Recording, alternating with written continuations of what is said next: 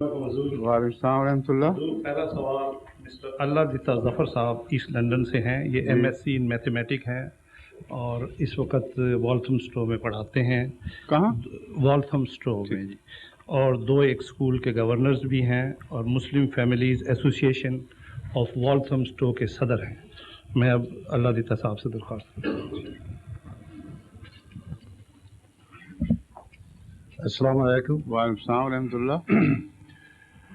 مجھے بہت خوشی ہے کہ مجھے آپ سے سوال کرنے کا موقع ملا ہے۔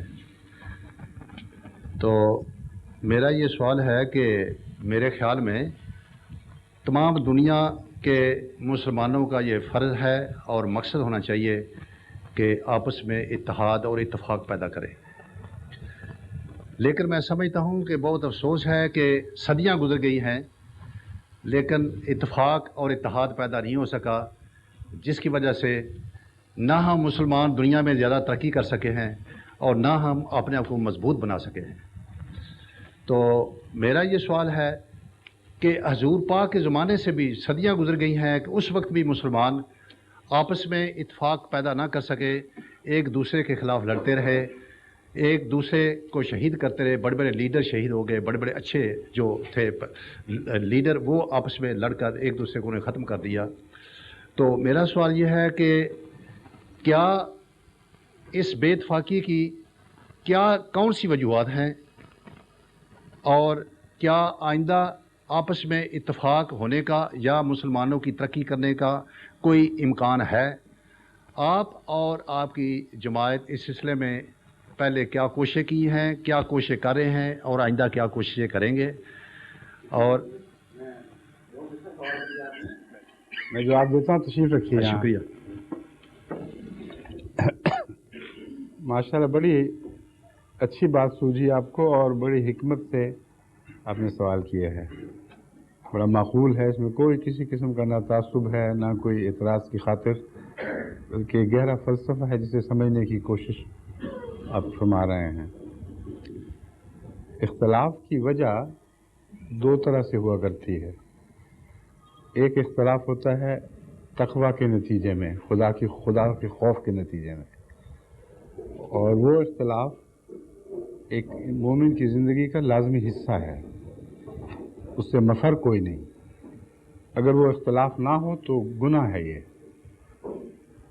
اور اس اختلاف کی بنیاد یہ ہے کہ جو انسان دیکھے، جیسا دیکھے ویسا ہی سمجھے، ویسا ہی بیان کرے، اور اس اختلاف کو حضرت صلی اللہ علیہ وآلہ وسلم نے عذاب کی بجائے رحمت قرار دیا ہے۔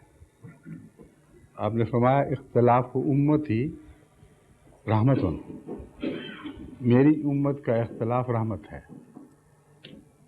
لیکن اس امت کا جس کو اپنی طرف منسوب فرما رہے ہیں اور جس کی مثالیں خود حضرت صلی اللہ علیہ وآلہ وسلم کے زمانے میں ہمارے سامنے آتی ہیں۔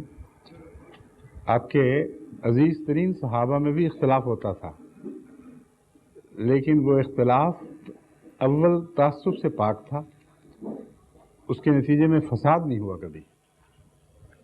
حضرت ابوبکر صدیق رضی اللہ تعالیٰ عنہ، حضرت عمر رضی اللہ تعالیٰ عنہ کے درمیان اختلاف ہوئے ہیں، حضرت علی رضی اللہ تعالیٰ عنہ حضرت ابوبکر کے درمیان اختلاف ہوئے، یعنی صحابہ کے وہ اختلاف میں بیان کر رہا ہوں جن کا رسول اللہ صلی اللہ علیہ وسلم کی زندگی میں بھی ذکر ملتا ہے اور مان بعد بھی، لیکن کوئی ایسا اختلاف فساد پر منتج نہیں ہوا، بلکہ ایک دیانتداری کا تقاضا تھا۔ اور جب وہ اختلاف حضور اکرم صلی اللہ علیہ وسلم کی خدمت میں پیش کیے گئے تو آپ نے جو فیصلہ فرمایا اسے سمعنا و اطعنا کے جذبے سے سنا اور اطاعت کی، قبول کر لیا گیا، اور وحدت پر پھر کوئی اثر نہیں پڑا۔ دوسرا اختلاف ہے جب دل پھٹ رہے ہوں اور تقویٰ کی کمی کی وجہ سے اختلاف ہو۔ اس اختلاف کے نمونے بھی خود حضور اکرم صلی اللہ علیہ وسلم کی زندگی میں ملتے ہیں اور قرآن ان کا ذکر کرتا ہے۔ ایسے منافقین تھے جو اختلاف کسی نیکی کی وجہ سے نہیں بلکہ فساد کی خاطر کرتے تھے۔ اور وہ ہیں جو بدنصیب لوگ ہیں جن کے نتیجے میں پھر امتیں پھٹ جایا کرتی ہیں۔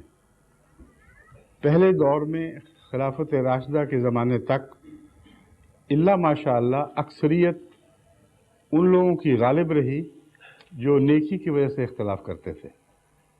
چنانچہ خلافت کے دور میں بھی یہ سلسلہ جاری رہا، مگر جب فیصلہ سن لیا خلیفہ وقت کا تو سر تسلیم خم کر دیا گیا۔ یہ وہ روح ہے جس سے امت کی وحدت قائم رہتی ہے، اور اختلاف جو ہے وہ خیالات اور علوم کی نشو و نما کا موجب بنتا ہے۔ اگر اس اختلاف کو مٹا دیا جائے تو قومیں جامد ہو جائیں گی اور ان سے ہر قسم کی ترقی کی روح مفقود ہو جائے گی۔ بس رحمت ایک اختلاف کا نام ہے جو خود رسول اللہ نے رکھا صلی اللہ علیہ وسلم۔ ایک دوسرا اختلاف ہے جو دل پھٹنے کے نتیجے میں پیدا ہوتا ہے اور وہ لازماً امت کو پھاڑتا ہے۔ اب رسول اللہ صلی اللہ علیہ وسلم کے زمانے میں جو اختلافات ہوئے اس کے نتیجے میں گروہ بندی کوئی نہیں ہوئی۔ آپ کہیں نہیں دیکھیں گے کچھ حضرت علی کے پیچھے چل پڑے، کچھ عمر کے پیچھے چل پڑے، کچھ عثمان اور ابو بکر کے پیچھے چل پڑے رضوان اللہ علیہم، بلکہ اختلاف ہوا، بات ختم ہوئی اور دل سے مٹ گئی۔ مگر وہ اختلاف جو بدنصیبی سے ہو، جس میں دل کی کجی شامل ہو، وہ کبھی بھی افتراق کیے بغیر ٹھہرا نہیں کرتا، دل پھاڑتا ہے۔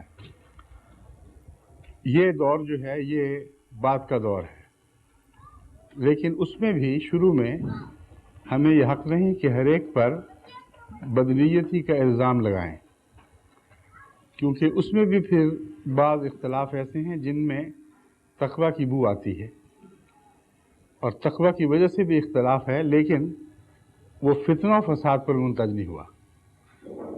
مثلا آغاز میں جب ائمہ کا اختلاف ہوا ہے، حضرت امام ابو حنیفہ کا، حضرت امام مالک کا، حضرت امام شافعی کا، احمد بن حنبل کا، تو ان کے اختلاف کے نتیجے میں پہلے دور میں جس دور کے یہ لوگ تھے کسی ایک فساد کی بھی خبر نہیں ملتی۔ اختلاف کے ساتھ وہ سب محبت کے رشتوں میں بھی بندھے رہے، اور ان اختلافات کی وجہ سے جو فقہی اختلاف ہے کسی نے دوسرے کو کافر قرار نہیں دیا۔ وہ جو دور شروع ہوا ہے وہ بنو امیہ کے آخری حصے میں اور بنو عباس کے آغاز کے حصے میں، اور پھر وہ سلسلہ جاری ہو گیا کہ فقہی یا عقائد کے اختلاف کی وجہ سے کچھ لوگوں نے اپنے پیچھے ایک گروہ مقرر بنا لیا، اور وہ گروہ آنکھیں بند کر کے ان کے پیچھے چلتا رہا، اور مذہب کے نام پر اختلاف کی وجہ سے خون خرابے اور فساد کی دعوتیں دی گئی، اور بہت ہی دردناک دور شروع ہوا ہے اسلام میں مذہب کے اختلاف کے فرقہ بازی پر منتج ہونے کا، اور فرقہ بازی بھی ایسی جو خونریز فرقہ بازی تھی۔ بس یہ وہ تنزل کا دور ہے جو بتا رہا ہے کہ اختلاف اپنی ذات میں کوئی بدی نہیں ہے اگر نیکی پر قائم ہو۔ اختلاف بدی تب بنتا ہے جب نیتوں میں فساد پیدا ہو، اور نیتوں کا فساد جو ہے وہ اعمال کو بگاڑ دیا کرتا ہے۔ ایسے دور کے علماء نے پھر اپنے پیچھے چلنے والوں کو اپنی ٹیریٹری بنایا ہے، اور یہ رجحان جوں آگے بڑھا ہے، یہ ٹیریٹوریل کانسیپٹ مسلمانوں میں داخل ہوا ہے، اور دوسرے مذاہب کا بھی یہی حال ہے۔ یہ ٹیریٹری اس قسم کی بنتی ہے پھر کہ ایسے علماء کو اگر یہ معلوم ہو کہ ہمارے پیچھے چلنے والے نماز نہیں پڑھتے، ظالم ہیں، فاسق ہیں، فاجر ہیں، دوسروں کے حق مارتے ہیں، جھوٹ بولتے ہیں، ان کی راتوں کی کوئی نیند حرام نہیں ہوتی، یہ پتہ چل جائے کہ ہمارے ماننے والوں پر چھاپا پڑا ہے ایک اور فرقے کا، اور وہ آ کر ان کو لے جا رہے ہیں وہاں سے، تو جس طرح سیاسی رد عمل ہوتا ہے ٹیریٹوریل حملے کا، بے نہیں وہ بلکہ اس سے بھی زیادہ خوفناک رد عمل دکھاتے ہیں، اور پھر اندھا دھند ان لوگوں کے خلاف قتل و غارت کی تعلیم، ان کے جان مال حرام یعنی ان کے لیے حرام اور اپنے لیے حلال، یہ فتوے شروع ہو جاتے ہیں۔ پس اگر اختلاف کی وجہ تقوی کی خرابی ہے، اس کا ایک ہی علاج ہے کہ تقوی کو دوبارہ قائم کیا جائے، اور تقوی اللہ کی طرف سے آنے والے کے بغیر قائم ہونا ممکن نہیں ہے۔ جب آسمان سے کوئی ایسا شخص آتا ہے، یعنی جسمانی طور پر نہیں بلکہ اللہ کے حکم سے کھڑا ہوتا ہے، تو وہ انہی لوگوں میں سے اکٹھے کرتا ہے ان لوگوں کو جو نیکی کے نام پر دوسروں کا خون لینے کی بجائے نیکی کے نام پر اپنا خون دیتے ہیں، دوسروں کے مال لوٹنے کی بجائے اپنے مال لٹاتے ہیں۔ یہ اس بات کی قطعی شہادت ہے کہ یہ لوگ سچے ہیں۔ ان سے مذہبی عقیدے کا جو اختلاف ہو، ایسی قوم کو جھوٹا نہیں کہا جا سکتا، اور یہی وہ روح ہے جو رفتہ رفتہ پھر غالب آتی ہے اور آنی ہے۔ اور چونکہ جماعت احمدیہ کا یہ دعویٰ ہے کہ ہم اللہ تعالیٰ کے فضل کے ساتھ خدا کے قائم کردہ اس دور کے امام کے پیچھے چلنے والے ہیں، ان کو قبول کر لیا ہے، اس لیے ہمارے اندر آپ کی علامتیں دیکھیں گے اور غور کریں تو آپ کو اور بھی زیادہ دکھائی دیں گی، اور اس کے بغیر قوم کی اصلاح ممکن نہیں ہے۔ محض لیبل بدلنے سے کچھ بھی نہیں ہوا کرتا۔ کئی اہل قرآن ہیں، وہ کہتے ہیں جی فرقہ بازی ختم کرو، صرف مسلمان کہلاؤ۔ مسلمان کہلاؤ، اندر سے کیا حال ہوگا؟ اگر نفرتیں اسی طرح قائم ہیں، اگر عقیدوں میں کوئی تبدیلی نہیں، تو لیبل بدلنے سے کیا ہو جائے گا؟ بس فرضی قصے ہیں۔